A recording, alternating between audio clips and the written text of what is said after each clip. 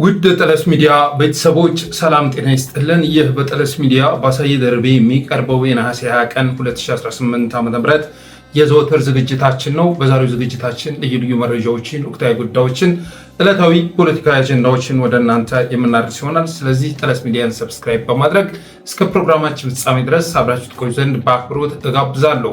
ዛሬ 90 ሺህ እንግባ። እስኪ 200 ሰብስክራይበር ነው የሚያስፈልገው። ስለዚህ ሁላችሁም ሰብስክራይብ በማድረግ ሰብስክራይብ ያላደረጋችሁ ወገኖች ማለት ነው ሰብስክራይብ በማድረግ 90 ሺህ እንገባ ዘንዳ ሁላችሁም ያቅማችሁን አስተዋጽኦ አድርጉ በማለት በቀጥታ ወደ ዕለቱ ፕሮግራም አልፋለሁኝ።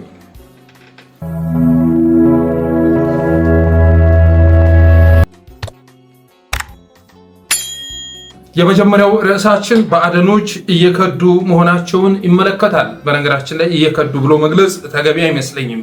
ከወደድ መልቀቅ መታመን እንጂ መክዳት አይደለም፣ መታመን መጀመር ነው እና የሆነ ሆኖ ኦህዴድ ጋር ሲሰሩ የነበሩ የብአዴን ሰዎች ከዛ እየወጡ ፋኖን እየተቀላቀሉ ይገኛሉ። በትናንትናው ዕለትም የደቡብ ወሎ ዞን የደህንነት ኃላፊው መቶ አለቃ ቢኒያም ምኒልክ አንደኛ እዝን መቀላቀሉ ተሰምቷል። መቶ አለቃ ቢኒያም ማለት እንግዲህ ደቡብ ወሎ እኔ የተወለድኩበት አካባቢ ስለሆነ መረጃ የማገኝበት ነው። አብዛኛውንም ነገር አውቃለሁ እና በጣም ፈላጭ ቆራጭ የሚባል ያገዛዙ ወሳኝ ሰው ሆኖ ሲያገለግል የነበረ ነው። በመጨረሻ ግን አይቶት ከወደድ ጋር አብሮ መስራት እንደማይቻል ስለተረዳ በአሁኑ ሰዓት ምኒልክ አንደኛ እዝን መቀላቀሉን ሰምተናል። በተመሳሳይ መልኩ የብአዴን ሚሊሻ አድማ በታኝ በገፍ እየተናደ ፋኖን ኃይሎች እየተቀላቀለ መሆኑን የደረሰን መረጃ ያመለክታል። በነገራችን ላይ ጥምረቱ ቢታወጅ አጠቃላይ ብአዴን እንደ ድርጅት ማለት ነው ፈርሶ ጥምረቱን እንደሚቀላቀል የሚያጠራጥር አይደለም። ጥምረቱን ባይቀላቀል እንኳ ያኔ ጥምረቱ የታወጀ ዕለት ስልጣን በቃይ ብሎ ለቆ አካባቢውንም ለቆ ወደ ሌላ ቦታ እንደሚያፈገፍግ ጥርጥር የለውም። በዚህ አገዛዝ ተስፋ ያልቆረጠ የለም። የአብን ሰዎች ብትል የብአዴን ሰዎች ብትል አብዛኞቹ በተለይ ደግሞ ምክክር ከተካሄደ በኋላ አብዛኞቹ ከዚህ አገዛዝ ጋር አብሮ መስራት እንደማይቻል ተረድተዋል። የኦህዴድ መጨረሻ ወይም ደግሞ መዳረሻው ሀገር ማፍረስ እንደሆነ ተገንዝበዋል። ኢንቨስት ያደረጉባትን የአዲስ አበባ ከተማ ሰልቅጦ ታላቋ ኦሮሚያን ለማዋለድ የሚሰራ የመጨረሻ ሙትቻ ድርጅት መሆኑን ተረድተዋል። እንደማይሳካለት እኮ ግልጽ ነው። ታላቋ ኦሮሚያ ቀርቶ ታናሿን የምትባል ልትኖር አትችልም። ኢትዮጵያውያን ህልውናችን አብሮ በመኖር ላይ እየተመሰረተ ነው። ከዛ ውጭ አንዱ ተነጥሎ ሰርቫይቭ የሚያደርግበት ሌላኛው የሚወድምበት ሁኔታ ይኖራል ተብሎ አይታሰብም። የሆነ ሆኖ ግን ብአዴኖችም አብኖችም ኢዜማም ዛሬ 6 ቅድመ ሁኔታ ያለው መግለጫ አውጥቷል። አማርኛ ተናጋሪው የኦህዴድ ክንፍ ዛሬም እየተደረደረ ቢሆንም 6 ቅድመ ሁኔታ ያለው ምክክሩን በተመለከተ ማለት ነው ምክረ ሀሳብ አስቀምጧል እና ከተቀመጠው አዳራሽ ላይ ከተነበበው ውጭ የሆኑ ነገሮችን አንቀበልም ምናምን እያለ የሚቀጥል መግለጫ በዛሬው ዕለት ሰጥቷል። እና ምን ለማለት ፈልጌ ነው የደቡብ ወሎ ዞን የደህንነት ኃላፊው ብቻ ሳይሆን እንዳጠቃላይ የብአዴን አመራር ጥምረቱን ይፋ ባደረጋችሁ ቅጽበት በእርግጠኝነት ጥምረቱ ይፋ ከተደረገ በኋላ ወደ ውጊያ ይገባል ተብሎ ነው የሚገመተው፣ ውሎ ሳያድር ማለት ነው። ያንን ባደረጋችሁ ቅጽበት ብአዴን ሙሉ ለሙሉ ተንዶ ጥምረቱን ይቀላቀላል። ጥምረቱን መቀላቀል ያልፈለገ ደግሞ ከኦህዴድ አፈንግጦ እንደሚወጣ ጥርጥር የለውም። እንግዲህ ከትናንት ወዳ ኦባሳንጆን ወደ መቀሌ የላከው ኦህዴዳዊ አገዛዝ ዛሬ የድሮን ድብደባ አድርጓል። በራያ ዘቦ ወረዳ በገነቴ ጣቢያ ጠዋት 2 ሰዓት ከ40 ላይ በንጹሐን ላይ ያነጣጠረ የድሮን ጥቃት አድርጓል። እሱ ብቻ መሰላችሁ እንዴ? ህወሓት ሲሽኮረመም አብይ ያለ የሌለ ኃይሉን አዝምቶ ወደ መቀሌ ሊገባ የማዘዣ ጣቢያውን ጎንደር ላይ አድርጓል ይላል የደረሰ መረጃ። በማይጸብሪ በኩል ሰንጥቆት ሊያልፍ እየተዘገጃጀ መሆኑን የደረሰ መረጃ ያመለክታል። እነዚህ ሰዎች ግን የድርድር ቅድመ ሁኔታ ያሉ እሱ ማስተዋወቅ ጀምረዋል፣ ወደኋላ ተመልሰው ማለት ነው። ለአብይ አህመድ የድርድር ነጥቦቹ ብቻ ነጥብ ለማስቆጠር በቂ ሆነውለታል። እናንተ የድርድር ነጥብ ብላችሁ ያቀረባችኋቸው ነገሮች ነጥብ ለማስቆጠር፣ ምክንያቱም የሆነን አካባቢ ከጎኑ ማሰለፍ ይፈልጋል አብይ አህመድ። አሁን ስለ ታሪካዊ ግዛት ምናምን የምናወራበት ፔሪድ ላይ ነው ያለ ነው። አገር በሌለበት ሁኔታ ስለ ታሪካዊ ግዛት ስለ ርስት ይወራል እንዴ? አሁን ትግራይ ክልል ውስጥ የኔ ብሎ የትግራይ ህዝብ የኔ ደህንነት የተረጋገጠበት ቦታ ብሎ የሚገልጸው አለ እንዴ? አክሱም ብትሄድ፣ አድዋ ብትሄድ፣ መቀሌ ብትሄድ ያለውን ሁኔታ የምታውቁት ነው። አማራ ምድር ብትመጡ በተመሳሳይ መልኩ ነው። አማራ ክልል ላይ ቁጭ ብሎ ጸረ አማራ የሆነ እንቅስቃሴ ማካሄድ ይቻላል። እንደ ወዴፓ እንደ ቅማንት ኮሚቴ እንደ አገው ሸንጎ አማራ ክልል ላይ ቁጭ ብሎ እንደዚህ አይነት ፖለቲካ መስራት ይቻላል። የአማራን ህዝብ የሚታደግ ፖለቲካ ግን አማራ ምድር ላይ ቁጭ ብሎ ማከናወን አይቻልም። ኧረ እንደው ምን አገባኝም ብለህ ራሱ እንድትኖር አይፈቅዱልህም። ከጠረጠሩ አሳልፈው ለኦህዴድ ይሰጡሃል። አገር አልባ በተደረግንበት ሁኔታ ዛሬ በወለጋ የትግራይና አማራ ተወላጆች ናቸው በብዛት እየተጨፈጨፉ የሚገኙት። አዲስ አበባ ላይ የሚሰራውን ታውቃላችሁ። ራሳቸው ህወሓቶች ስንት ህንፃ ነው የተወረሰባቸው ባለቤት አልባ ህንፃ እየተባለ እና አገር በሌለበት ሁኔታ ስለሌላ የምናወራበት ሁኔታ ላይ አይደለም ያለ ነው ማለት ፈልጋለሁ። በተረፈ ግን አብይ አህመድ ማዘዣ ጣቢያውን ጎንደር ላይ በማድረግ በማይጸብሪ በኩል ጦርነት ሊከፍት እየተዘጋጀ መሆኑን ሰምተናል። እነሱ የድርድር ነጥብ ሲዘረዝሩ ከነዚያ የድርድር ነጥቦች ላይ የሚፈልጋቸውን አውጥቶ በነ ኤርሚያስ በነ ሲሳይ አጌና በመሳሰሉ ካድሬዎቹ በኩል ይኸው እንደዚህ አይነት ጥያቄ ቀረበ እኮ እንደዚህ ያለ እኮ ከፋኖ ጋር የሚሰራው እኮ ይህን ጥያቄ ስላሟሉለት ነው የሚል ፕሮፓጋንዳ እየሰራ ይገኛል። ከዛ ባለፈ ግን በድሮን ጥቃቱ እነዚህ ሰዎች በፖለቲካዊ አቅማቸው ብቻ ሳይሆን በወታደራዊ አቅማቸውም የተዳከሙ ናቸው የሚል ኢሜጅ ለማስተላለፍ ጥረት እያደረገ ይገኛል። እየተባበሩትም ይገኛሉ። አስተሳሰባቸው ግልጽ ሊሆን አልቻለም። አንድ ነገር መናገር ፈልጋለሁ።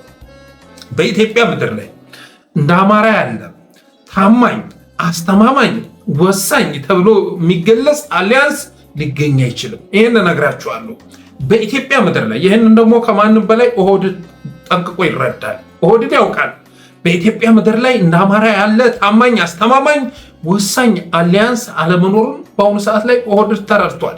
ምን ዋጋ አለው? ጅብ ከሄደ ሆነ እንጂ ማለት ነው። በወቅቱ ጠግቦ ስለነበረ ከልጅነቱ ጀምሮ ጸረ አማራ ትርክት እየተጋተ ያደገው ኦህዴዳዊ አገዛዝ አማራንም ማውደም ያስፈልጋል በሚል አስተሳሰብ አማራ ላይ ዘመቻ ካወጀ በኋላ መቅበዝበዝ፣ መናወዝ፣ መደንገዝ፣ መፍዘዝ እጣ ፈንታው ሆነ።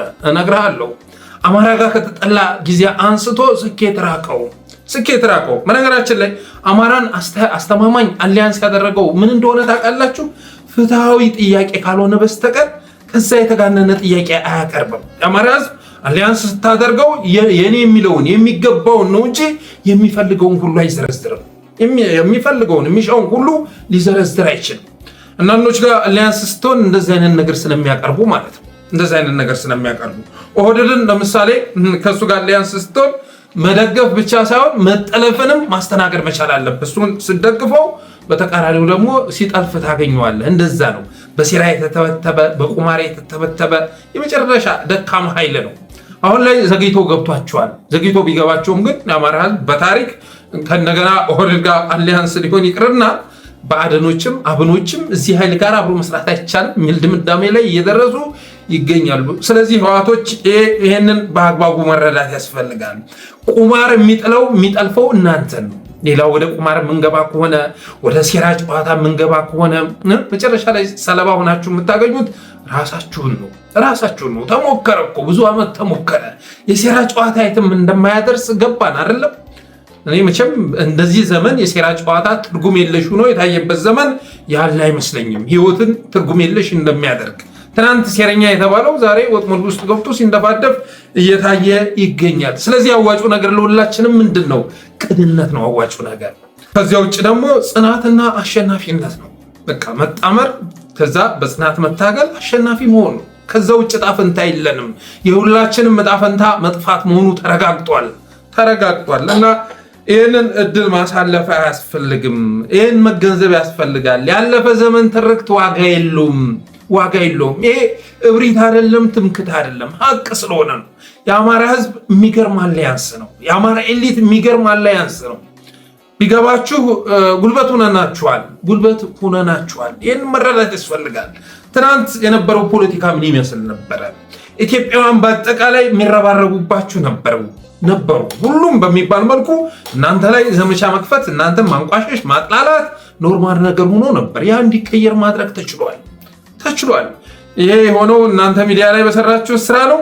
አይ ዶንት ቲንክ ሶ። እንደዛ አይመስለኝም። ስለዚህ ወደ መተማመን መግባት ያስፈልጋል። ዝም ብሎ በሆነ ባልሆነው ነገር ለዛ መልስ መስጠት፣ መግለጫ ማውጣት፣ ምን ማለት እሱ አስፈላጊ አይደለም። ያ እንደዚህ አይነት ነገር ለኦህዴድ ግብአት ከመሆን በዘለለ ጥቅም የለውም። መሰረታዊ በሆኑ ነገሮች ላይ መስማማት፣ በሀገር ቀጣይነት ላይ መስማማት፣ አሸናፊነት ላይ መስማማት፣ ካላሸነፈን እጣ ፈንታችን መጥፋት ነው ብሎ መስማማት ያስፈልጋል። ያንን ካደረጋችሁ ወደ መተማመንና መግባባት ደረጃ ከደረሳችሁ ሌላው ነገር ቀላል ነው። አሸናፊነት ቀላል ነው። መግባባት ከቻል መተማመን ከቻል ይህን አገዛዝ ማሸነፍ በጣም ቀላል ነው። በነገራችን ላይ ሚዲያ ላይ ዛሬ ዘመቻ ተከፍቷል። በትንግርቱ በአንሙት ላይ ማለት ነው። በእኛ አንደበት ያላልነውን አሉ እያሉ ዛሬ የተለያዩ ፖስቶችን ሲያጋሩ ነበር። ትናንት ደግሞ እኔ አንድ ትችት የምትመስል ነገር ስንዝሬ ነበረ። አማኑኤል አሰፋ ጻፈውን ጽሑፍ በተመለከተ ማለት ነው። ያለኝን አተያይ ገልጬ ነበር። አንዳርጋቸው ጽጌ ምንም ሊናገር ይችላል። የፋኖ አመራር አይደለ፣ የአማራ ወኪል ተብሎ የሚገለጽ ሰው አይደለም። እና እሱ በተናገረው አማኑኤል አሰፋ መልስ የሰጠው ለኦህዴዶች ነው። አጀንዳ ነው ያቀበለው። ተገቢ አይደለም፣ ሊያልፈው ይገባ ነበር በማለት ጽፌ ነበር። ያንንም ይዘው ሲያዟዙሩት ነበረ። ዛሬም በትንግርቱ በአንሙት አንደበት ጸረ አንድነት፣ ጸረ ጥምረት የሆነ ነገር በማነብነብ ህዝብን ለማደናገር ጥረት እየተደረገ ይገኛል። ይሄ ሁሉ ከምን የመጣ ነው ከተባለ ጥምረቱ በአሸናፊነት እንደሚቋጭ ስለተረዱ ነው። እየተፈጠረ ያለው ጥምረት የአብይ አህመድን ስንብት የሚያውጅ መሆኑን ስለተገነዘበ ነው። እና መፍጠን ያስፈልጋል። ከጊዜ ጋር መራመድ ያስፈልጋል። ስቴት ነው። ባቆያችሁት ቁጥር ብዙ እድል አለ። ዛሬ ወጣቶችን በየቦታው እያፈሰ ነው። ያንን ወጣት ወደ ማሰልጠኛ ጣቢያ አስገብቶ አሰልጥኖ እስኪያወጣ ድረስ እየጠበቃችሁ ትገኛላችሁ። ምን አስበው ነው ለሚለው ጉዳይ ራሱ መልስ ላገኝ አልቻልኩኝ። ብዙ ነገሮች እንደተጠናቀቁ አውቃለሁ። መጨረሻው ፌዝ ላይ ሲደርሱ የቆሙበት ምክንያት ምን አስበው ነው ለሚለው ግን እስካሁን ድረስ መልስ ማግኘት አልቻልኩም።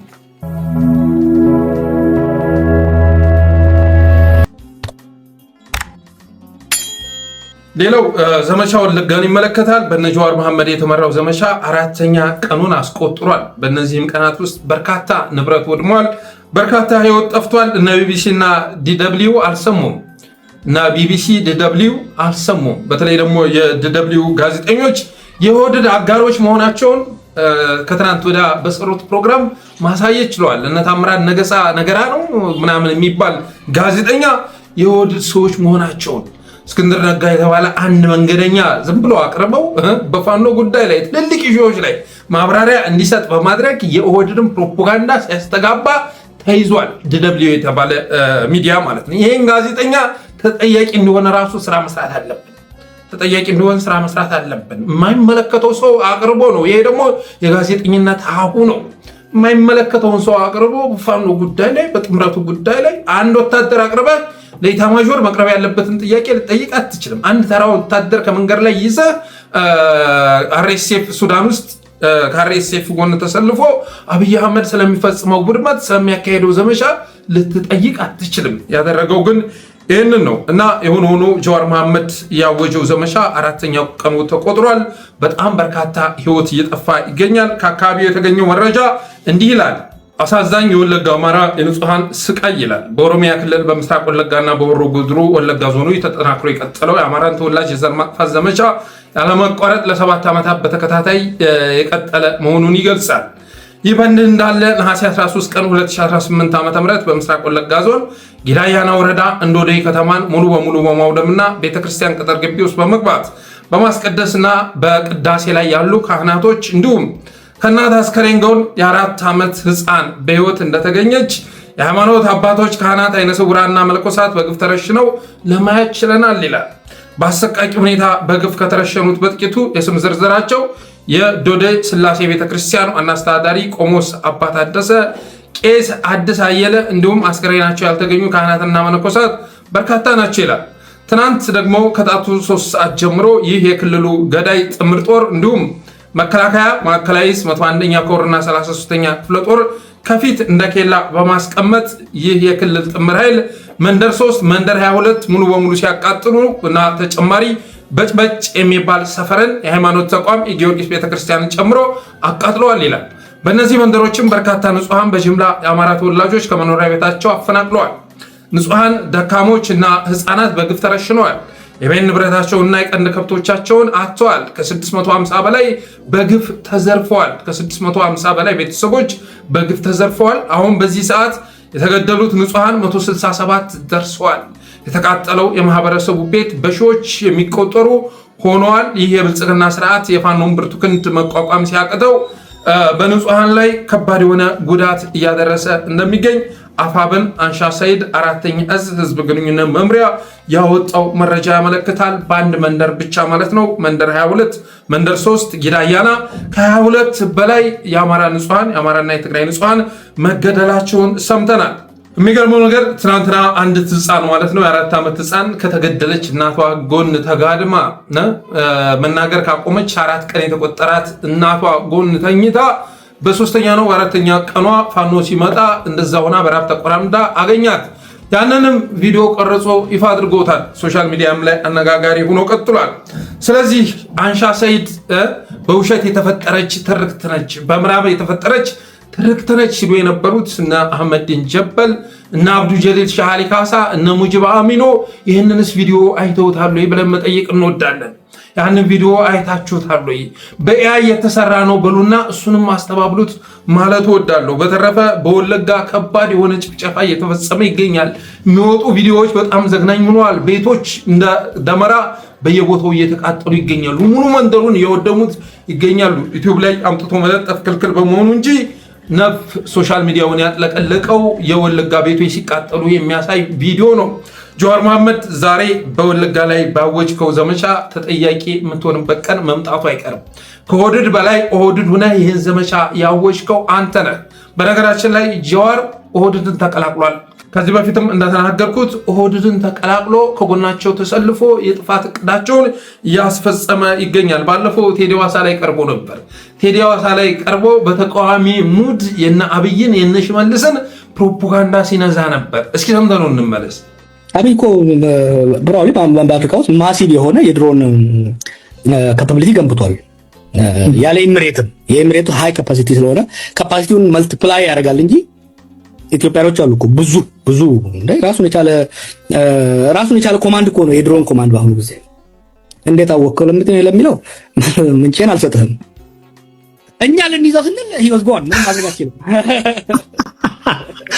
አብይ ጠቅላይ ሚኒስትር የሆነበት መንገድ ያስገርማል። አሁን is very clever ምን ለሱን you have to give him credit አጨራረሷ ላይ የሄደውን ሩጫ ለማድረግ ቀላል አይደለም። እንደሰማችሁት ነው እንግዲህ ይሄ ከአብይ ጎን መሰለፉን የሚገልጽ ነው። ፕሮባብሊ በአፍሪካ ውስጥ ማሲቭ የሆነ የድሮን ካፓቢሊቲ ገንብቷል ይላል። ፕሮፓጋንዳ እየነዛ እኮ ነው። የስነ ልቦና ጨዋታ እየተጫወተ ነው ካልገባችሁ ማለት ነው። እና ፕሮባብሊ በአፍሪካ ውስጥ ማሲቭ የሆነ የድሮን ካፓቢሊቲ ገንብቷል ያለ የኤሚሬቱ መልቲፕላይን ያደርጋል እንጂ ራሱን የቻለ የድሮን ኮማንድ ገንብቷል። የድሮን ኮማንድ ገንብቷል ነው የምልህ በማለት ሲናገር ትሰሙታላችሁ። በድሮን እያስፈራራ ነው። ከዛ ውጭ ደግሞ አብይ አህመድን ቬሪ ክሌቨር የሆነ ስማርት የሆነ ሰው ነው በማለት ይገልጸዋል። እናውቀዋለን። በአንተ ማብራሪያ መቼም አብይ አህመድን ያህል ደንቆሮ መሪ ክሌቨር ብሎ የሚቀበል ሊኖር አይችልም። አስተዋይ ብለን ልንቀበለው የምንችለው መሪ አይደለም። ጅል መሆኑን አረጋግጠናል። የማይረባ ብላኔ መሪ መሆኑን አረጋግጠናል። በሁሉ ነገር ማለት ነው። በሁሉም ዘርፍ ሲመዘን አብይ አህመድ ተራ ስብዕና ያለው መሪ መሆኑ ታውቋል። እና ጀዋር መሐመድ በዚህ ልክ ፕሮፓጋንዳ እየነዛ የሚገኘው እንዳልኳችሁ ነው። ከቄስ ላይ ጋር ተያይዞ የተያዘ $200 ሚሊዮን ነበረ። ያ እንዳይንቀሳቀስ ታግዶ የነበረ 200 ሚሊዮን ብር ማለት ነው። እሱ እንንቀሳቀስ ስለተፈቀደ ከዛ በኋላ ከኦህዴድ ጎን ተሰልፎ ተገስቷል። ስለ ድሮን እያወራን የሚገኘው ሊያስፈራራን አስቦ ነው። ሊያስፈራራን እየሞከረ ያለው ደግሞ ስለፈራ ነው። ጥምረቱ አብይን ያስወግዳል ብሎ ፈርቷል። ጀዋር መሐመድ ፈርቷል እና እንደስከዛሬው ከስር ቦርቦር እያደረገ ስልጣኑን ለመቀበል በመጣር ፈንታ አሁን ስርዓቱን መታደግ ያስፈልጋል። እየመጣ ያለውን ጠላት መመከት ያስፈልጋል። ከዛ በኋላ ቁጭ ብለን እንናገርበታለን። እኛ ግብ መሆን ያለበት እኮ ከአንዱ የኦሮሞ ሊቅ ስልጣን ነጥቆ ሌላኛው ጋር ለማስገባት ነው እንጂ ከኦሮሞ ስልጣን ነጥቀንማ ወደ ሰሜን እንዲሄድ ልናደርግ አንችልም የሚል አስተሳሰብ አላቸው። ኦሮሞ ሁሌም ቢሆን በልኩ በወርዱ መወከል አለበት። በልኩ በሚገባው ልክ ውክልና ሊኖረው ይገባል። የኦሮሞን ውክልና ሰሜን መጣ፣ ደቡብ መጣ፣ ምዕራብ መጣ፣ ምስራቅ መጣ ሊወስደው አይችልም። ችግሩ ምንድነው? ኦህዴድ የሁሉንም ውክልና ጠቅልሎ ወስዷል እና ጥምረቱ ከመጣ አብይ ይወገዳል፣ ስርዓቱ ይፈራርሳል ብሎ ስለሰጋ ጀዋር መሐመድ በተቃዋሚ ሙድ የአብይን የድሮን አቅም ሊነግረን እየሞከረ ነው። በድሮን የምታሸንፈው ጦርነት ሊኖር አይችልም አባቴ። በድሮን ከተሞችን ማውደም ትችላለህ። ጀት በመጠቀም ትልልቅ ነገሮችን ልታወርም ትችላለህ። ከባድ መኪኖችን በመኪና ተጭነው የሚንቀሳቀሱ ወታደሮችን ምናምን የመሳሰለው ማለት ነው። ከዛ ውጭ ግን ትርጉም የለውም። ሰሞኑን ለምሳሌ ትግራይን እየደበደበ ይገኛል በድሮን ያደረሰው ጉዳት ግን እምብዛም ነው። የሚወጣው ወጪ ለአንድ ድሮን ተተኳሽ $100,000 ወጪ የሚደረግ ቢሆንም ያደረሰው ጉዳት ግን እዚህ ግባ የሚባል አይደለም። ከተማን የሚቆጣጠር ድሮን የለም። ከተማን የሚቆጣጠር ድሮንና ጀት ሊኖር አይችልም። እግረኛ ነው ጨዋታውን የሚጫወተው። በእግረኛ አቅማችን ደግሞ ጀዋር መሐመድ ያሉበትን ሁኔታ ስለሚረዳ ጥምረቱ ወደ እንቅስቃሴ በገባ ቅጽበት የአብይ አህመድ ሰራዊት እንደሚፈራረስ እንደሚነድ ስለተገነዘበ በድሮን ለማስፈራራት ጥረት እያደረገ ይገኛል። አብይ አህመድም ክሌቨር ነው በሚል ምስክርነት ተከስቷል እና ይሄ ሁሉ ከፍርሃት የመነጨ ነው። ፈርቶ ሌላውን ለማስፈራራት ጥረት እያደረገ መሆኑን መረዳት ያስፈልጋል። በጀዋር አፍ የሚያወራው አብይ አህመድ ነው። በጀዋር አፍ አሁን ላይ የሚያወራው ሽመልስ አብዲሳ ነው። ቅድሚያ እየመጣ ያለውን ኃይል እንመክት፣ ከዛ በኋላ ስለ ስልጣን እናወራለን፣ ስለ ስልጣን ክፍፍል እናወራለን ተባብለው ወደ ስምሪት ገብተዋል ማለት ይቻላል። ከዚህ ባለፈም የዘመቻ መሪ ሆኖ መከሰቱ የሚዘነጋ አይደለም። ጀዋር መሐመድ የወለጋን ዘመቻ እንዴት መመራት እንዳለበት ምክረ ሀሳብ ሲሰነዝር ነበረ። ወደ ድሮ ወደሚታወቅበት ስብዕናው በመመለስ አማራዎችን እንዴት አድርጎ ማጥፋት እንደሚቻል ምክረ ሀሳብ ሲሰጥ ነበር። አብይ አህመድ ታሟል እያሉ ይገኛሉ። አብይ አህመድ ታሟል። በተለይ ደግሞ የበፊት የኢሳት ጋዜጠኞች አብይ ታሟል እያሉ ይገኛሉ። እኔ እዚህ ድምዳሜ ላይ ለመድረስ ያስቻላቸው ምክንያት ምን እንደው አልገባኝም። ምነው ናፈቃችሁ ማለት እወዳለሁኝ።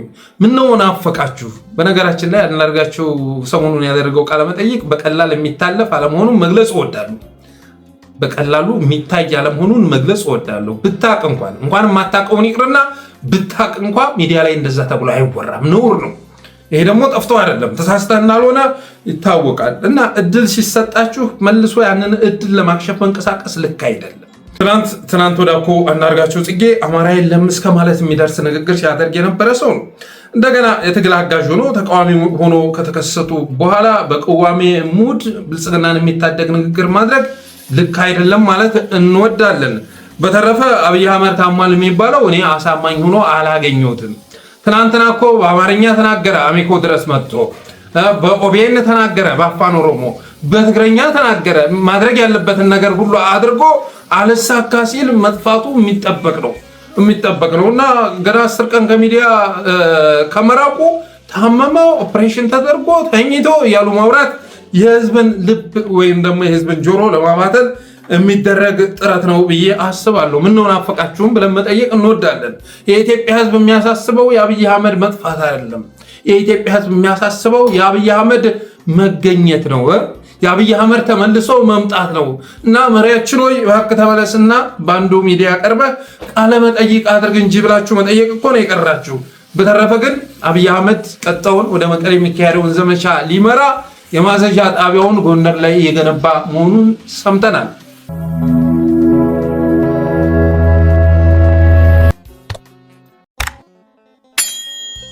ሌላው እንግዲህ በትናንትናው ዕለት በምስራቅ ጉራጌ ዞን ሰዶ ወረዳ ስር የሚገኙት ሱተን፣ ጥያና ህደኪያ ቀበሌዎች በሸኔ ታጣቂዎች የመጥፋት አደጋ አንዣቦባቸዋል እየተባለ ሶሻል ሚዲያ ላይ ሲለፈፍ ነበር። በምስራቅ ጉራጌ ዞን ሰዶ ወረዳ ስር የሚገኙት ሱተን፣ ጥያና ከዲያ ቀበሌዎች በሸኔ ታጣቂዎች የመጥፋት አደጋ አንዣቦባቸዋል ሲባል ነበር። ዛሬ ሱተን የተባለው መንደር ሙሉ ለሙሉ መቃጠሉን ሰምተናል። ፎቶም ተልኳል፣ እንደምታዩት ነው፣ ፎቶም ጭምር። ሱተን የተባለው ከሶዶ ወረዳ ውስጥ ካሉ ቀበሌዎች አንዱ የሆነው ሱተን በገዳ ኮማንዶና በሸኔ በትብብር በከፈቱት ዘመቻ ሙሉ ለሙሉ መውደሟን የደረሰ መረጃ ያመለክታል። እንግዲህ ፋኖ ናችሁ እያለ አማራውን ሲረሽን የከረመው ኮማንድ ፖስት የጉራጌ ቤት ሲቃጠል እያየ ያለቆቹ ሰራዊት ሆኖበት አይኑን አፍጥጦ እየተመለከተ ይገኛል። ከአንድ ሳምንት ከሁለት ሳምንት በፊት አማራዎች ናችሁ ፋኖች ናችሁ በሚል ምክንያት ወንድሞቻችንን ከሚኒባስ ላይ አውርዶ ሲረሽን የታየው ኮማንድ ፖስት አሁን ላይ በገዳ ኮማንዶና በሸኔ የሶዶ ቀበሌዎች ሲወድሙ አይኑን አፍጥጦ እየተመለከተ ይገኛል። መግለጫ እንዳወጣ የጌቶቹ ሰራዊት ሆኖበት መግለጫ እንዳወጣ እንዳወግዘው የጌቶች ሰራዊት ሆኖበት በዝምታ ላይ አልፈው እያድበሰበሰ ይገኛል። የሆነ ሆኖ ግን የጉራጌ ህዝብ ዋጋ እየከፈለ ይገኛል። ጉራጌን እንደምታውቁት ኦህዴድ ጉልገል ነፍጠኛ በሚል ስያሜ ነው የሚጠራው። እንደ ነፍጠኛ ነው የሚመለከታቸው። የሚገርማችሁ ነገር አዲስ አበባን የገነባው ጉራጌ ሆኖ ሳለ እንደ የትኛውም ኢትዮጵያ ሁሉ ኢንቨስት ያደረገባት ከተማ ሆና ሳለ ጉራጌን ወክለው የመጡት እንዳሻው ጣሰው ግን ለወደድ ሲከራከሩ ነበር። ይሄማ የብሔር ብሔረሰቦችን መብት መጨፍለቅ ነው። ፊንፊኔ የኦሮሚያ ዋና ከተማ መቀመጫ ካልሆነችማ ይሄማ የብሔር ብሔረሰቦችን መብት እንደመገፋት የሚቆጠር ነው ብለው አሳልፈው ከሰጡ አስተዳዳሪዎች መካከል አንዱ እንዳሻው የተባለ የማዕከላዊ ኢትዮጵያ ፕሬዝዳንት ነው። በጣም አሳፋሪ በሆነ መልኩ አስባችሁታል። በአማራ በኩል አዲስ አበባ የኢትዮጵያውያን ነች ብሎ መባሉ ብሔር ብሔረሰቦችን እንደ መጨፍለቅ ተቆጥሮ እንዴማ ብሔር ብሔረሰቦች ያገኙትን መብትና እኩልነት መጨፍለቅ ነው። ስለዚህ ፊንፊኔ ኦሮሚያ መሆን አለባት የሚል ሎጂክ ሲወራ አስባችሁታል። ፖለቲካው እኮ እንዴት እንደተግማማ አንዳንድ ጊዜማ በዚህ በዘር ፖለቲካ ውስጥ ገብቶ መተንተን እኮ የመጨረሻ አጸያፊ ነገር እኮ ነው። የመጨረሻ ማለት አዲስ አበባ ህዝብ ባለቤቱ እንደሌለ ተቆጥሮ አንድ ከወለጋ የመጣ ከሐረርጌ የመጣ ሰው ይሄ ከተማ የኔ ነው እያለ ሲያቅራራ አስባችሁታል? እንዴት አሳፋሪ እንደሆነ በጣም ነው የሚዘገንነው። የሆነ ሆኖ እነዚህ ሰዎች የኦህዴድ ተላላኪ ሆነው ዛሬ ጉራጌን እያስወደሙት ይገኛሉ። በተመሳሳይ መልኩ ሲዳማም ሲወድም ነው የከረመው። አሁንም የሲዳማ መንደሮች እየወደሙ ይገኛሉ። ችግሩ እንዳይናገሩ የኦህዴድ ተላላኪዎች ናቸው። በሙስና ብዙ ፋይል የተያዘባቸው በመሆናቸው የተነሳ እነ እንዳሻው ጣሰው እነ ደስታ ሌዳሞ ምናምን የመሳሰሉ የክልል ፕሬዝዳንቶች በሙስና የጨቀዩ በመሆናቸው የተነሳ ውድመቱን እያድበሰበሱት እንጂ ከሰሜኑ ባልተናነሰ መልኩ ደቡቡም እየወደመ ይገኛል እና ባለፈው ፋኖ ብለው አማራዎችን የረሸኑት ጉደኞች ዛሬ መንደራቸው ሲወርም እያዩ ይገኛሉ። ይበላቸው ነው የምንለው። ይበላቸው ምርጫቸው ስለሆነ ይበላቸው። ፋኖ እኮ የሚታገለው ይሄንን ኃይል ነው። ፋኖ እኮ የሚታገለው ገዳ በሚል ስያሜ የተመሰረተ ኃይልን ነው፣ ሸኔን ነው የሚታገለው። ፋኖ ቢሆን እንኳ አባቴ መጠለያ መሸመቂያ ቦታ ልሰጧቸው ይገባ ነበረ። ምክንያቱም የሁላችንም ስጋት ነው ይሄ ኃይል፣ የሁላችንም ስጋት። ዛሬ እናንተ ላይ ባለ በሌላ ኃይሉ ያልዘመተባችሁ ሰሜኑ ባለመሸነፉ የተነሳ ነው። ፋኖ ወደ ትግል በመግባቱ የተነሳ ነው። ፋኖን ቢያስከብሩ ኑሮ በቀጣይ እየመጡ ይቀራመቷችሁ ነበር፣ ያጠፏችሁ ነበረ። የኢትዮጵያ መፍረስም በዋናነት ጉዳቱ ለእናንተ ነው። ሰሜኑ እንደ ፍጥርጥሩ እየተዋጋ ምን እያለ ሰርቫይቭ ለማድረግ ጥረት ያደርጋል። እናንተን አካሎ ነው ቀርጥፎ ነው የሚወስዳችሁ። ስለዚህ አዲስ አበባ ኢትዮጵያን የምታስቀጥል ኢትዮጵያንን ያስተሳሰረች ትብት እንደመሆኗ መጠን ከማንም በላይ ልትታገሉ ልትዋጉ የሚገባችሁ እናንተ ነበራችሁ። ለዚህ ጉዳይ መከበር ጠበቃ ሆናችሁ መከሰት ያለባችሁ እናንተ ነበራችሁ። በነገራችን ላይ እዚህ ጋር ህንፃ እየተሰራ ስለሆነ ብየዳ ነገር እየሰሩ በመሃል ላይ የሚፈጠር የድምፅ ችግር አለ። ለዛ ይቅርታ መጠየቅ እወዳለሁ። በተረፈ ሱታንን የበላት ሸኔ እና ገዳ ኮማንዶ በቀጣይ ጥያና ሶዶ፣ ቡኢና ቡታጅራ የተባሉ አካባቢዎችን ታርጌት ማድረጉን ሰምተናል። ቡታጅራ፣ ቡኢ፣ ሱተን፣ ሶዶ ስያሜያቸው ኦሮሞ ስለሆነ የእኛ ናቸው የሚል ጥያቄ አላቸው።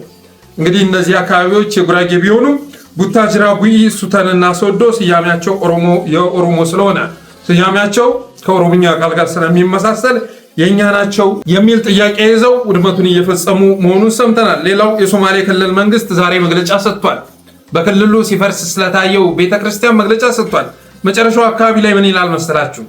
የሶማሌ ክልላዊ መንግስት ኮሚኒኬሽን ቢሮ የተፈጠረውን ሁኔታ አስመልክቶ ባደረገው ማጣራት ችግር የተፈጠረበት ቦታ በግለሰብ ስም የተመዘገበ ይዞታ እንደሆነና ለመኖሪያ ቤት ግንባታ ከከተማው ማዘጋጃ ቤት ህጋዊ ግንባታ ፍቃድ የተወሰደበት መሆኑን ከሚመለከታቸው አካላት ማረጋገጥ ተችሏል። ቤተክርስቲያኑ የተገነባበት ቦታ የግለሰብ ይዞታ መሆኑ መረጋገጥ ተችሏል ነው የሚለው። በተጨማሪም በሁለቱም ወገን ሰርጌ የገቡ ጽንፈኛ አመለካከት ያላቸው የጥፋት ኃይሎች አጋጣሚውን በመጠቀም በህዝብ መካከል የሃይማኖት ግጭት እንዲነሳና ሰላም እንዲደፈርስ ለማድረግ በተናበበ ሁኔታ ሲንቀሳቀሱ እንደነበር የጸጥታ ኃይሎች ባደረጉት ማጣራት አረጋግጠዋል። መንግስት የህዝብን ሰላምና ደህንነት ከማንም በላይ የሚያስቀድም በመሆኑ ህገወጥ ድርጊት ላይ የተሳተፉትንም ሆነ የክልሉን ሰላም ለማደፍረስ የሚፈልጉ አካላት ከህግ ማዕቀፍ ውጭ ሊሆኑ ስለማይገባ ፖሊስ ከሁለቱም ወገን ቀጥተኛ ተሳትፎ የነበራቸውን ግለሰቦች በህግ ቁጥጥር ስር በማድረግ ምርመራ እያደረገ ይገኛል ይላል። በመሆኑም ማህበረሰቡ በማህበራዊ ሚዲያ የሚሰራጩ ሆን ተብለው የተዛቡ መረጃዎችን ችላ በማለት እውነታውን ከሚመለከታቸው ህጋዊ መንግስት አካላት ብቻ እንዲረዳ የሶማሌ ክልላዊ መንግስት ኮሚኒኬሽን ቢሮ ጥሪውን ያስተላልፋል። በቪዲዮ እኮ ነው ተደግፎ የወጣው አይደለ? ቤተክርስቲያኑ ሲፈርስ የሚያሳየው በቪዲዮ ነው። መረጃው በቪዲዮ ተደግፎ ነው የወጣው እና ይሄንን የተሳሳተ መረጃ እያለ ሙስጠፌ ለማስተባበል ሞክሯል። ሙስጠፌ ወይ በአንተ ክልል የሚፈጸመው ነገር እናውቃለን። መቼም እንደ አብዲ ኢሊ ዘመን አብዛኛው ነገር ተቀርጾ ባይወጣም ክርስቲያኖች እንዴት ተጨቁነው እንዳሉ እናውቃለን። እዚህኛው ኃይል ጋር ግብ ስለገጠምን ሁሉም ጋር መናቆር አይጠቅምም ብለን ነው እንጂ ብዙ ግፍ እንደሚፈጸም ይታወቃል። አንተም ደግሞ የኦህዴድ የጀርባ አጥንት ሆነህ ከኦህዴድ አገዛዝ ተልኮ እየተቀበልክ በክልሉ ውስጥ ያሉ የሌላ ብሔር ተወላጆችን ለማጥፋት ሰፊ ስራ እንደምትሰራ ይታወቃል። የገበያ አዳራሾች፣ ሌሎች ብሔሮች ተቀላቅለው ያሉባቸው የገበያ አዳራሾች በሰዓት እንዲወድሙ የማድረግ ስራ ስትሰራ እንደነበርም ይታወቃል። ስለ ኢትዮጵያ ያለህም አመለካከት ፎርዛት ማተር ይታወቃል። እርሜ ለኢትዮ ፎረም ትናንት ኬንያ መድረክ ላይ ተገንተ ምን ስትል እንደነበረ ኢትዮ ፎረም አምጥቶ አጋልጧል። እና ኢትዮጵያ የሚለውም እንደ አብይ አህመድ ማደንዘዣ መሆኑ ይታወቃል። በተረፈ የኢትዮጵያ ኦርቶዶክስ ተዋሕዶ ቤተክርስቲያን ባለንበት ዘመን ሰለባ የሆነች ቢሆንም እነ ሳዊሮስ ከመጡ በኋላ የኢትዮጵያ ኦርቶዶክስ ተዋሕዶ ቤተክርስቲያን ዋጋ እየከፈለች ቢሆንም እነ ሽመልስ አስርገው ባስገቧቸው ኃይሎች ቤተክርስቲያኗ ተቦርቡራ ባዶዋን የቀረች ቢሆንም ዳንኤል ክብረት ግን እና አቡነ ሳዊሮስ ከመጡ በኋላ ይሄ ቤተ ክህነት ሆነ፣ አማረበት። ድሮ ይህንን ቤተ ክህነቱን ግቢ ቤተ ክህነት ነው ብሎ መናገር አይቻልም ነበር። በዚህ ጋር ካርቶን፣ በዚህ ጋር ቆርቆሮ፣ በዚህ ጋር ድንጋይ ተከምሮ፣ አሁን ግን ጸዳ፣ ግቢው ጸዳ። እና ለዚህ ደግሞ ትልቅ ክሬዲት ሊሰጣቸው ይገባል። በዚህ ዘመን ነው ቤተ ክህነቱ ቤተ ክህነት የመሰለው ማለት ሲናገር ሰሙታላችሁ። ቤተ ክህነቱ ቤተ ክህነት መሰለ መባል የነበረበት ቤተ ክርስቲያኗን በማስጠበቅ ረገድ፣ ምዕመናኑን በመጠበቅ ረገድ ባለው ሚና ላይ ቢሆንም ግቢያቸውን ስላሳመሩ የፕሮስፐሪቲ ጎስፕልን የተቀበለው ዳንኤል ክብረት በዚህ መልኩ ሲዘበዝብ ተሰምቷል። አቡነ ሳዊሮስ አቡነ ዲዮስቆሮስ ከመጣች ጀምሮ አሁን ቤተ ክህነት ነው ብሎ በድፍረት መናገር ይችላል። አሁን ይሄ ቤተ ክህነት ነው፣ ይሄ የኢትዮጵያ ኦርቶዶክስ ተዋሕዶ ቤተክርስቲያን ዋና ማዕከል ነው ብሎ መናገር አሁን በድፍረት ይቻላል። ቀላል እንዳይመስሉት። ይሄ ቀላል ለውጥ አይደለም። ይመስላል ለሰው ቆርቆሮ ማንሳት ምናምን መጥረግ አይደለም። በእኛ ቤት እንደሱ አይደለም ትርጉም። በብዙ በላይ ቤት በታች ቤት ቢተረጎም ብዙ ነው ትርጉም። ለቤተ ክህነት ግቢ ውስጥ ፎቶ መነሳት አይቻልም። እዚህ ጋር የተከመረ ነገር አለ፣ እዛ ጋር ቆርቆሮ ነገር አለ፣ እዛ ጋር ካርቶን ነገር አለ፣ እዛ ጋር የሆነ የተጠጋ ነገር አለ፣ እዛ ጋር የተከመረ ድንጋይ አለ እና ከጀርባዎት ቤተክርስቲያኑ ሳትሆን ምጥ ወይ የተከመረ ድንጋይ ነው የሚወጣው ወይ የተቀደደ ካርቶን ነው የሚወጣው እና ይሄ ቤተ ክህነት ነው ብሎ ለመናገር ከባድ ነው። አሁን ቤተ ክህነት ነው ብሎ በድፍረት መናገር ይቻላል። አሁን ይሄ ቤተ ክህነት ነው፣ ይሄ የኢትዮጵያ ኦርቶዶክስ ተዋሕዶ ቤተክርስቲያን ዋና ማዕከል ነው ብሎ መናገር አሁን በድፍረት ይቻላል። ቀላል እንዳይመስሉት። ይሄ ቀላል ለውጥ አይደለም። ይመስላል ለሰው ቆርቆሮ ማንሳት ምናምን መጥረግ አይደለም። በእኛ ቤት እንደሱ አይደለም ትርጉም። በብዙ በላይ ቤት በታች ቤት ቢተረጎም ብዙ ነው ትርጉም።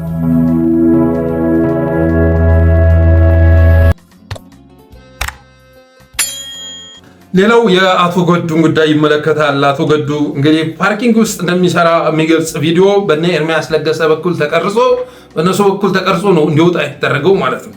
በወቅቱም ያችን ቪዲዮ ያወጧት ቀረጻውን ያካሄዱት በዛ ቀን እንዳልሆነ ታውቋል። የወለጋውን ቄት ለማድበስበስ ይሆን ዘንዳ ይሄ ቪዲዮ ይውጣ ተብሎ ለክፉ ቀን የተቀመጠ ነበር። ትናንት እሱን አውጥተው የማንጫጫ ስራ ሲሰሩ ነበር እና አቶ ገዱን እናዋርድበታለን ብለው ያሰቡት ቪዲዮ ግን የሚገርም ሞገስ ፈጥሮለት አልፏል። የምር ነው የምላችሁ። የአቶ ገዱ ቅቡልነት በ100% ጨምሯል ማለት ይቻላል። የባለፉት ጊዜያት የባዕዳን አመራር ሆኖ ያደረገው ጥፋት ሁሉ እንዲጣፋለት ማድረግ ችሏል። በነገራችን ላይ የኦህዴድ ሰዎች እኮ ውጭ ሀገር ሲሄዱ እንዴት እንደሚደናበሩ እንዴት እንደሚሸማቀቁ ይታወቃል። ታከለ ኡማ ታስታውሳላችሁ? አሜሪካ ሄዶ በነበረበት ሰዓት ላይ ያው እንደምታወት ነው እንደ ሌባ ተሸፋፍኖ እንደ ሌባ አይደለም ሌባ ስለሆነም ጭምር ነው አገርን ያቆረቆዘ ዘራፊ ተብለው ከሚገለጹ ሰዎች መካከል አንዱ ታከለ ኡማ ነው። በዚህ መልክ ነበር ሲንቀሳቀስ የነበረው። እስኪ ልዩነቱን ተመልከቱ። እስኪ ይሄኛው ያለው ነፃነት የህዝብ ጋር ተቀላቅዬ መኖር እችላለሁ የሚል ስሜት ውስጡ እንዳለው የሚያሳይ ነው። ታከለን ስትመለከቱ ግን ወንጀል መስራቱን ራሱ አምሮ በዚህ ልክ ተሸፋፍኖ ሲሄድ ነበር። ከኋላም ሲያሳድዱት እንደነበር የሚዘነጋ አይደለም። በተረፈ አቶ ገዱ ያን ጊዜ ሲናገር ፓርላማ ላይ ሲናገር አዳምጣችሁ ቢሆን ኖሮ ዛሬ እዚህ ቅርቃር ውስጥ ባልገባችሁ ነበረ። አቶ ገዱ ይሄ አስቸኳይ ጊዜ አዋጅ መስጠቅ የለበትም። በወታደራዊ ኃይል የሚፈታ ችግር የለም። የአማራ ህዝብ ሪል የሆነ ጥያቄ አለው። ያንን ጥያቄ ልትመልሱለት ይገባል። ተቆጥቷል። ህዝብ የተቆጣን ህዝብ ልታቆሙ አትችሉም በማለት ሲናገር ዲና ሙፍቲ ወንበሩ ሾክ ሆኖበት እንዲህ ያለ ሲቁነጠነጥ ነበር። የአማራ ህዝብ ምናልባትም በሴንትራል በማዕከላዊ መንግስት ተቋማት የበለጠ ያደላ እንደሆነ እንጂ የመከላከያ ሰራዊትን ወይም የሆነውን አካል ለመቃወም ፈልጎ ያካሄዳሉ። መሰረታዊ ምክንያቱ የብልጽግና መንግስት የፖለቲካ አመራር ውድቀት ነው። ምንም ልንሸፋፍነው አይገባም ይልመታል። በእውነት ይህን ችግር በቅንነት ለመፍታት ከተፈለገ መፍትሄው እስካሁን በአማራ ክልል ሆነ በሌሎች ነሳት ያጋለ ሲሞከር ከርሞ አገር ወራቀፋ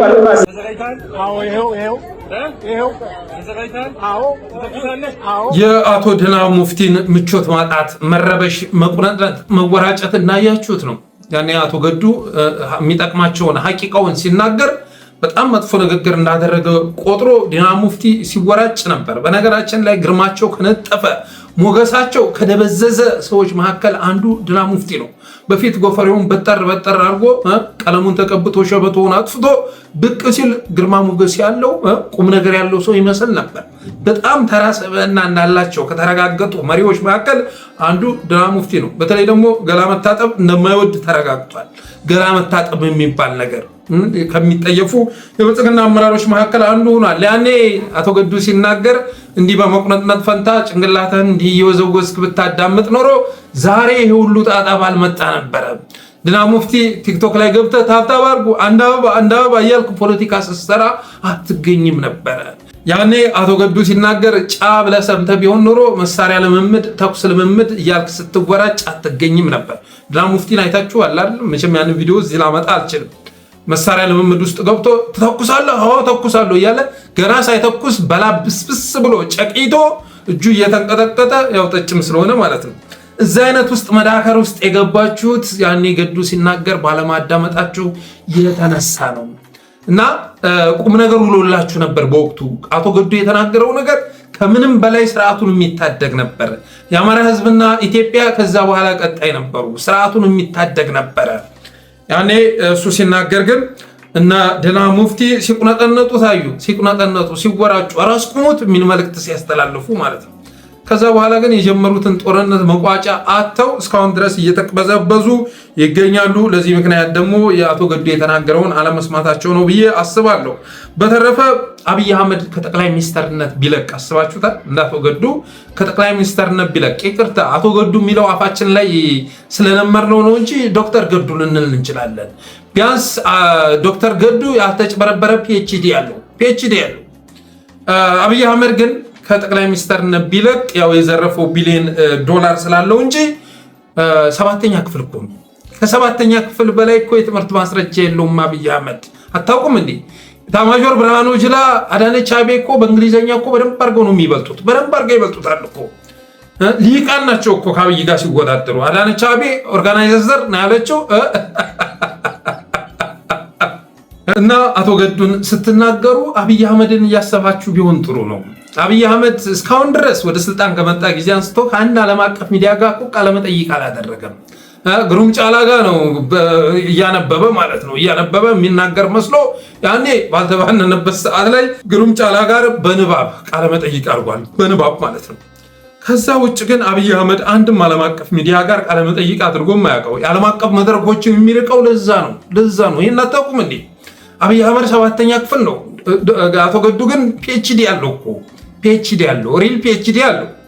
ስለዚህ አቶ ገዱን ለመናገር ስታስቡ አብይ አህመድን እያሰባችሁ ቢሆን ጥሩ ነው። በተረፈ አቶ ገዱ እንዴት ኤንጂኦ አይቀጠርም? ኤንጂኦ መቀጠር ነበረበት ይባላል። አቶ ገዱ ኤንጂኦ ያልገባው ኤንጂኦ መግባት ስላልፈለገ ነው። ይህን እነግርሃለሁ።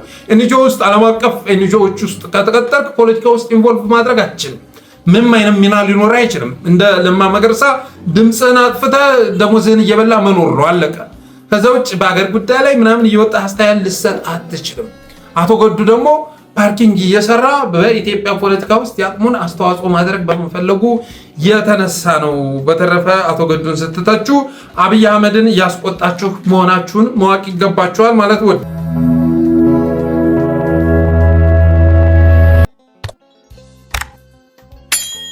ሌላው የዓለም ባንክ ይመለከታል። የዓለም ባንክ ከኢትዮጵያ $700 ሚሊዮን የፋይናንስ ዘርፍ ፕሮጀክት ውስጥ $235.1 ሚሊዮን መሰረዙን አሳውቋል። $235.1 ሚሊዮን ሰርሻለሁ ብሏል። ኢትዮጵያ ላይ ኢንቨስት ማድረግ አዋጭ አለመሆኑን መረዳት ጀምረዋል። አይኤምኤፍም በለው ወርልድ ባንክም በለው አብይ ዶላርን ለማረጋጋት ባለፈው $2.7 ቢሊዮን ድጎማ ማድረጉ ታውቋል። የሱ ሪፎርም እየሰመረ መሆኑን ለማሳየት 85.186 ብር ላይ ዶላር መቆሙን ዶላር መረጋጋቱን ለማሳየት $2.7 ቢሊዮን ድጎማ ማድረጉ ተረጋግጧል። የነዳጅ ማዳበሪያ ድጎማ እያነሳ ለዶላር ሲመድ መክረሙ ተረጋግጧል። ማሞ ምህረቴ የተጸጸተበትን ሪፎርም በስኬት እየተመራ መሆኑን ለማሳየት ያን ያህል ቢሊዮን መበጀቱን አረጋግጧል እና አይኤምኤፍ ማለት ነው። ሌላው በጦርነት ውስጥ የትኛውም ሪፎርም ስኬታማ ሊሆን አይችልም። የትኛውም ሪፎርም በጦርነት በምትታመስ አገር ውስጥ በአግባቡ ቢመራ እንኳን ስኬታማ ሊሆን አይችልም። በተለይ ደግሞ የኢኮኖሚ ሪፎርም የሚታሰብ አይደለም። አስባችሁታል? ሀገራዊ ምክክር ተደረገ ተባለ። ከሀገራዊ ምክክር በኋላ በኢትዮጵያ ምድር ላይ እየተከናወኑ ያሉ ነገሮችን ተመልከቱ እስቲ። በታጣቂዎች ብቻ ሳይሆን እኮ በሲቪሊያን መካከል እኮ አሁን እልቂት እየተፈጠረ ይገኛል። ወለጋ ላይ እኮ ኦህዴድ ሲቪሊያንን ጭምር አዝምቷል፣ ቄሮዎችን አዝምቷል። ወለጋ ላይ ቄሮዎችን አዝምቶ ንጹሐንን እየጨፈጨፈ መንደር እያቃጠለ ይገኛል። በጣም እኮ አሳፋሪ እኮ ነው። አሳፋሪ ምክክር አድርጌያለሁ ባልክ ማግስት እንዲህ አይነት የኢንተራሞይ መስመር ውስጥ ገብቶ መንቦጫረቅ አስባችሁታል? ሌላው ጦርነቱም ባለበት ቀጥሏል። የድሮን ድብደባው ባለበት ቀጥሏል። እና ሶዶ እየወደሙ ይገኛሉ። እነ ሱዳን እየተቃጠሉ ይገኛሉ። የሲዳማ መንደሮች እየነደዱ ይገኛሉ። ስለዚህ ያለው ብቸኛ አማራጭ ምንድነው? ይሄን አገዛዝ ማሸነፍ ነው። ኦህዴድ በታሪክ ለአገር መሪነት የተፈጠረ ስብስብ አይደለም። የእንኩትኳቾች መዓት ነው። በነገራችን ላይ የብልጽግና ስርዓት የጀርባ አጥንቱ ማን መሰላችሁ? የወልቃይት ላይ ያለው ብአዴን፣ ባህር ዳር ላይ ያለው ብአዴን ነው የጀርባ አጥንቱ ማለት ነው። እጁ እግሩ እሱ ነው። ኦህዴድ ምንድነው ካላችሁ ጨጓራ ነው። ኦህዴድ ምንድነው ካላችሁ አንጀት ነው። እነሱ በተውት ማግስት በስብሶ ከርፍቶ የሚገኝ ስብስብ ነው። ይህንን ማወቅ ያስፈልጋል። ይንቋቸዋል። በነገራችን ላይ ብአዴኖችን ይንቋቸዋል፣ ግን የጀርባ አጥንቶቻቸው እነሱ ናቸው። ይህን ስርዓት እንደዋና ሰማደገም ስርዓት እንዲሸት እያደረጉት ያሉት እነሱ ናቸው። ኦህዴድ ውስጥ በትገባ ጨጓራ ነው የምታገኘው፣ አንጀት ነው የምታገኘው፣ ፈርስ ነው የምታገኘው። እና ወደ ጥምረት በተገባ ማግስት ብአዴንም ከርቶ ጥምረቱን መቀላቀሉ የሚቀር አይደለም። ሌሎች ብሔሮችም ያለው ብቸኛ አማራጭ ራሳችሁን ኃይል መገንባት ነው። ራሳችሁን ለመታደግ መንቀሳቀስ መቻል ነው። ከዛ ውጭ ግን ኦህዴድ ጋር በመሰለፍ የምታስከብሩት ጥቅም ሊኖር አይችልም። ኦልሬዲ ፍርሰት ውስጥ ነው ያለ ነው።